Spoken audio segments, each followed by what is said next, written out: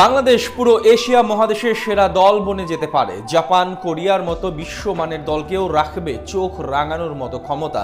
কথাটা শুনতে ঘোর লাগলেও বাস্তবতা যেন এমনটাই। কেননা পৃথিবীর বিভিন্ন লিগের আনাচে কানাচে এত প্রবাসী তারকা ফুটবলার যাদের সবাইকে যদি বাফুফে আনতে পারে, তবে বাংলাদেশ হয়ে উঠবে এশিয়ার সেরা দলের একটা।